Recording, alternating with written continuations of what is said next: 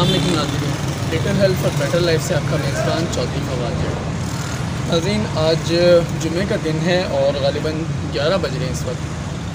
नाज़रीन, आज मैं ऑफ़िस से आके बैठा अपना काम कर रहा था और काफ़ी थका हुआ था, लेकिन एक दोस्त की कॉल आई मुझे पाकिस्तान जो लॉकेटी के रिहायशी हैं। उन्होंने कहा फवाद भाई आज आपकी ज़रूरत पड़ गई है हमें, कि करीबी हैं उनका एक्सीडेंट हो गया है और किसी ने एक्सीडेंट करके लावारिस हालत में वहीं छोड़ दिया।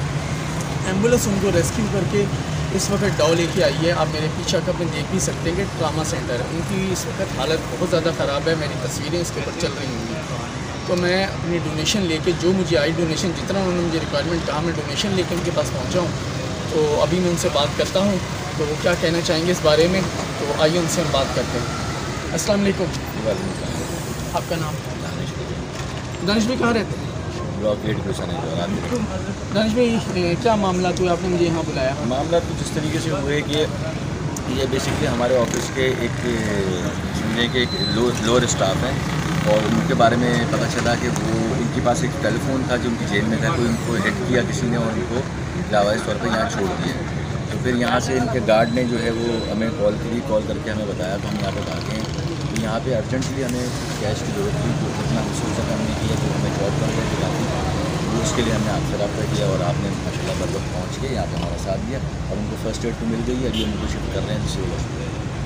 हमारे डोनर को कुछ कहना चाहेंगे? सबसे पहले बहुत बहुत शुक्रिया जिन साहब ने भी डोनेट किया है। अल्लाह आपको और तौफीक़ात में इजाफ़ा करे और आगे जो आपकी नेकी है ये इंशाअल्लाह ज़रूर रंग लाएगी आपको दुनिया में भी और आखिरत में।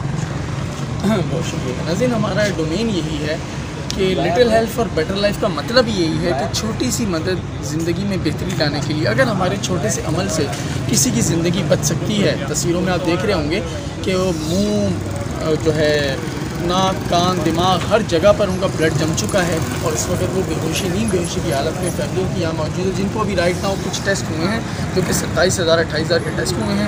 मेडिसिन उसके अलावा है।